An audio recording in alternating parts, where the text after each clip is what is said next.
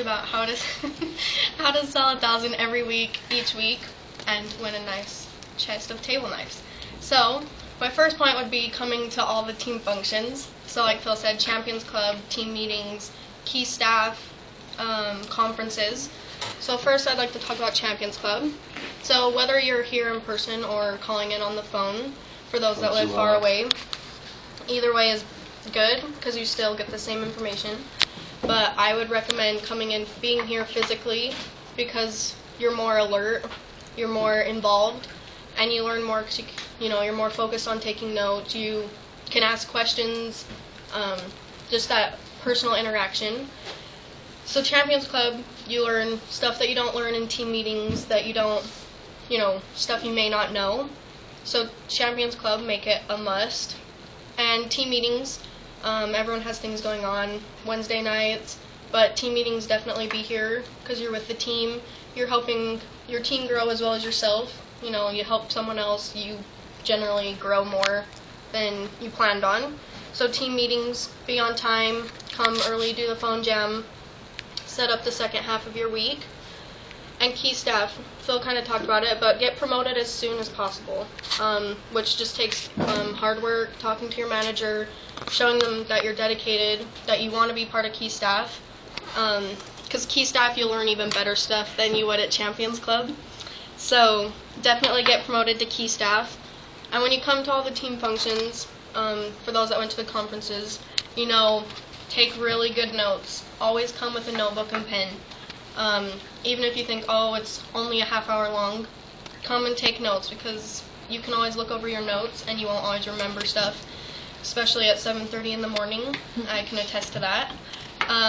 So always bring notes and take really good notes.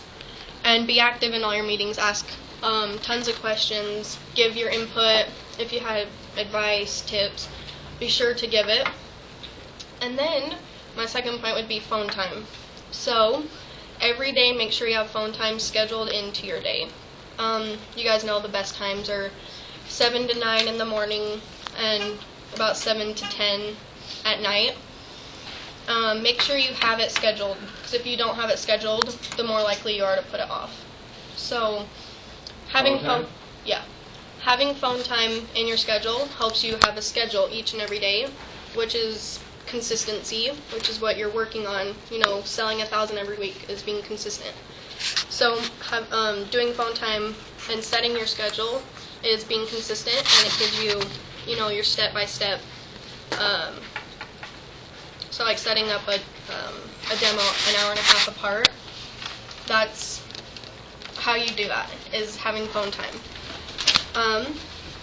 And setting goals. So within this hour that I have nothing to do, I'm going to make 50 calls, or I'm going to set up 3 demos. Have goals for yourself so you have something that you're working for. You're not just doing phone time because it would be good to do. So a couple of things that have, it's not always easy to sell 1,000 every week.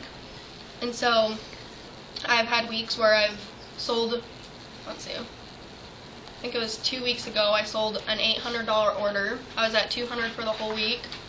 I sold an $800 order at 1 in the morning. And that's what put me over $1,000. And so working until the very last minute is definitely, I can attest that really does work. And it's happened to me, I think, one other week. So definitely working till the last minute during phone time, making that last call before the team meeting, making that last call before you have to leave. Can I just say something about that? Yeah. Guys, working till the last minute only matters if you actually have the goal. Otherwise, there's no last minute because you're like, oh, whatever happens, happens. But she made a lot more money 3 out of the 10 weeks. 2 out of the 10 weeks where she literally is like, I gotta hit the screen. I gotta do this. Like, it wasn't like well, whatever happens, happens. How many of you started the job or throughout this job while you've been with the company, you're like, well, we'll try the cutco thing. Well, I'll try stuff. I learned the stuff, and we'll see what happens. And you've had that thought throughout, even maybe Chelsea you have, right?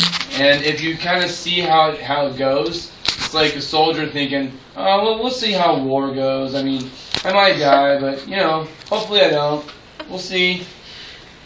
Or maybe I'll have kids and, you know, maybe they won't be drug addicts. I mean, hopefully. We'll see. I don't know. I don't really have a goal about it. We'll play it by ear. You know, maybe my kids will behave, maybe they won't. Maybe they'll make good decisions, maybe they won't. You never ever think that way when you're a soldier. You never think that way when you're a parent. You gotta like make it a goal to like not have your kids be crackheads, okay?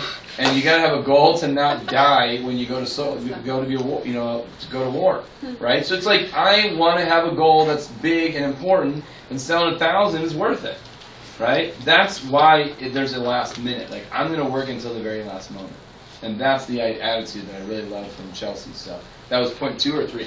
2. Okay. And one thing I'll say about working till the last minute, virtual demos are key for that. I mean, I work Sunday, Monday nights, as Phil told you, and orders are due by Monday morning at 4. And how I got 1,000 those 2 weeks is I did a virtual demo while I was at work at my other job, running around helping people, still, you know, doing it on the phone, reading my manual stuff. And that's how I got my orders. So virtual demos really do help, especially during pushes, during weeks where, you know, you need to reach your 1,000. So, and the only reason I didn't reach 1,000 those weeks is because I didn't schedule my phone time, and I didn't have I didn't have my days planned out. And that, you know, is something I could still work on to this day. But having a schedule will ensure, you know, that you will reach 1,000, depending on how many appointments you schedule. And so, then I'll talk about some phone skills. So main thing is just buckle down and do it. I've met very few people that like phone time, but they still do it. You have to do phone time because that is where everything starts. You're not going to get demos, you're not going to get sales, you're not going to reach your goals if you don't do phone time. Which means you have to make call. Yeah. Not just like show up. Right? Yeah. Making calls and talking to humans. And so one thing about the phone, the most important thing is actually reading the approach. You don't need to memorize it. I mean, they can't tell you're reading a paper or not. They can't see you. So what I do during phone time, I lay out all my approaches, or like if I don't have enough room, I'll put all my approaches in one pile. And before I make the call, I know which approach I need to use, so I'll put that one on top. I'll read the approach. I have my schedule in front of me, and my objections page. So I have everything laid out in front of me for phone time. That way I'm not, you know, panicking. They're not like, hey, this girl's a freak. Why is she calling me? So,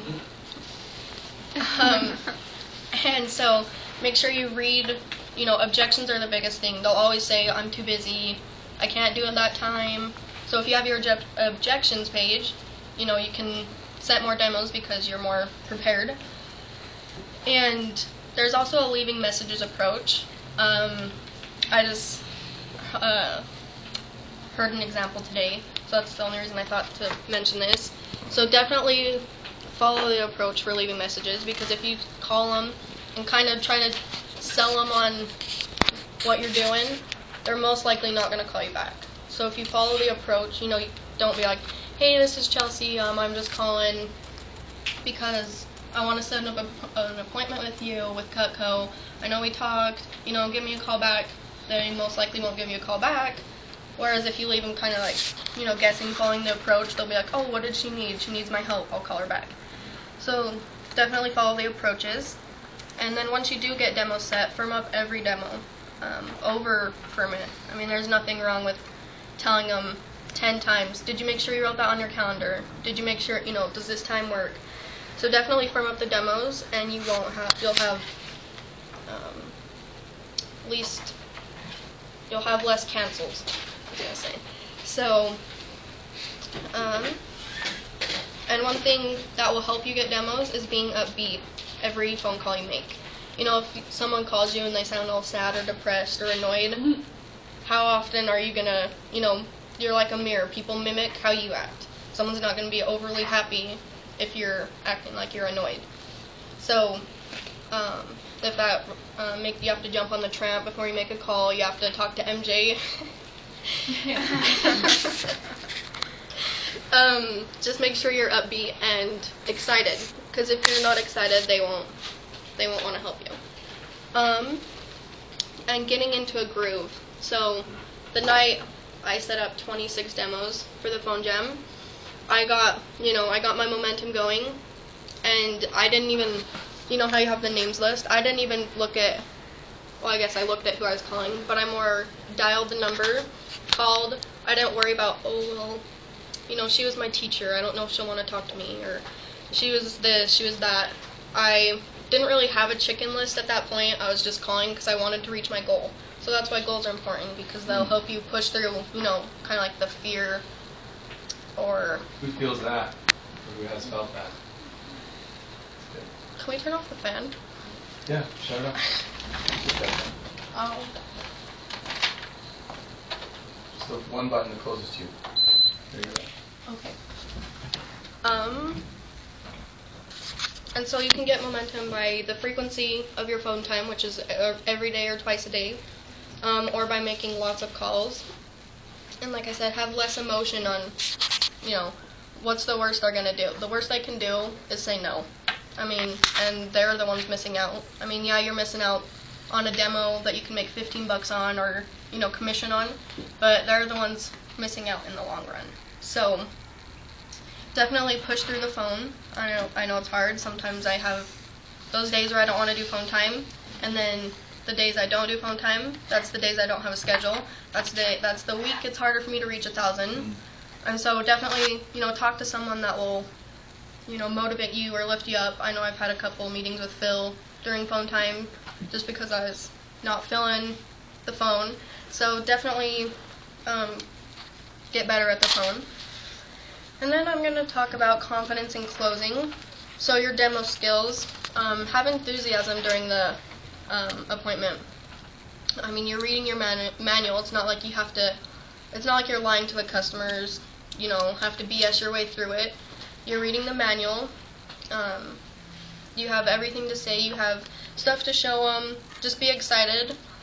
And definitely have conviction in the product and the company, especially on the guarantee, because it is guaranteed for life, so, why would it be a bad investment? So if you have product conviction and you, I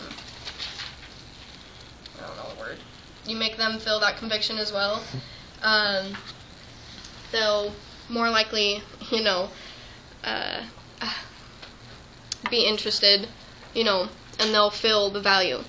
And that's my next point, was just stressing the value. So the guarantee is what really sells the value a lot of the time, and cutting food, cutting the rope and the leather, because they're actually using the product. And for closing, start with the ultimate set every time. It's page 38 through 40 in your manual. And if you start big, the less likely, that you're going to have a small order. Whereas if, I know, you start with the homemaker when you first start, but once you learn about the ultimate and stuff, start using the ultimate every single demo, because you never know, you could be surprised who would buy an ultimate if you just showed them the homie, like, oh, that's a good set, I'll get that one, when really they would get the ultimate if you had showed them it. So definitely start with the ultimate and drop down slowly using the trade-in special and those special, things that you can do for them. So start with the ultimate, drop down to the signature, then go to the homemaker, go through all the sets, build a huge like list. Anything they're interested in, anything they ask a question on, anything they look at, definitely write it down on their like list. And when you build like lists, ask them what are some things, what would you use if you could get anything for free. Don't ask them, would you like to put this on your like list, because then they automatically think, oh, if I put it on there I have to buy it. So tell them, if it was for free and I gave it to you, would you use it? And if they say yes, write it down. And I like to tell them, this isn't a list you're gonna, you have to buy it just because I write it down. It's just stuff that you would use, and I'll price it all out for you and see what kind of good deal I can get you. And when you're dropping down, don't be upset if they don't buy a set. Don't be upset if they don't buy a homemaker. Just get more excited about the galley. Don't be upset if they don't get a galley. Be more excited about the starter sets, and so on and so forth, all the way down to the like list. 30 to 40% of my sales have actually been from previous owners, so that's building a like list. And a good thing to talk about with like previous customers is gifts. So I went to this one customer. He was actually a sales rep back a long time ago, and they had a homemaker, so I upgraded them to an ultimate. And then they were even I brought up gifts, and they got a couple gift sets for people that they had weddings for that they knew they needed to get a gift for. So definitely bring up gifts. I mentioned like Christmas, weddings, anniversaries, pretty much anything, and then ask for the order. Don't be like, so you kind of want to get that today? You know, like be like, how does that sound? Or would you like to try that today? Definitely show your confidence, because the person with the most confidence will usually win. So ask with confidence for the order, and don't be afraid. And when closing, have the closing memorized, so then it's not, you know, like, okay, they're just saying this to me. When you have the closing memorized, it makes it easier, more low-key. And so follow the manual. And when they are debating about the price, let them talk your ear off about all their problems, all their bills they have to pay, all their kids' expenses they have to pay, and don't, you know, just kind of listen, nod your head, but definitely just be quiet, because the more you talk, the more they're like, okay, now they're just trying to make a sale, you know. Let them price it out in their head. And even if they do say no, it doesn't mean they need no forever. It just means no right now, or no to that option. And then after you close the sale or don't, recommendations. Those are really important. So don't be afraid to ask for recommendations, because that's what keeps your business going. If you don't ask for recommendations, you're pretty much saying you don't want to keep working. So, I mean, you'll have people, you know, you have your list of original people, but once you run out of those people, if you don't ever get recommendations, who are you going to call? So you have to get, you know, at least set a goal for recommendations every time you go to a demo. My goal is to get at least 5 or 10, you know, and to at least get 2 or 3 that are yeses. Ask for all kinds of recommendations. Ask for virtuals. Give them thought joggers like neighbors, ward members, family out of state, cousins. You know, just give them all sorts of ideas. Tell them to pull out their phones, out their phone books, out their ward list. Look on their Facebook. I went on a field training with MJ, and her customer actually went on Facebook, pretty much wrote everybody in her Facebook, and then went through her phone, and, you know, so you can give them all kinds of ideas, and it doesn't hurt. And definitely use the alley-oop. It makes your job a lot easier. That's less phone time for you, and you'll still get demos set, so everybody knows what the alley-oop is, right? Mm-hmm. No? Okay, so the alley-oop is just where you ask the customer for a recommendation, and you ask them to call, you know, 2 or 3 people on that list, and while they're talking to that person on a list, if you can tell if it's a yes, you know, if they're like, okay, yeah, and they're like giving you the nod, like, yeah, she can let you come over, then you're like, oh, okay, can I talk to her? You know, you ask to talk to them, then you just set up the demo right there, so have your schedule with you at all times. Yeah, so then you just set up the demo right there, and it's one less phone call you have to make, but one more demo you have set. So the alley-oop really benefits you.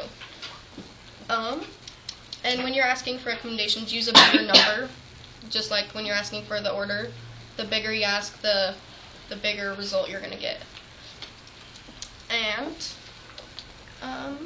then my last point is goals. So if you're committed to do 1,000 every week, you'll do 1,000 every week. So decide to do it now, and don't put it off. Be like, oh, maybe next week I'll start my string, or if I reach 1,000, then I'll start my string. Decide to do it now, and set goals daily and weekly, you know, and that'll help you reach your goals. That's it. Let's give a round of applause.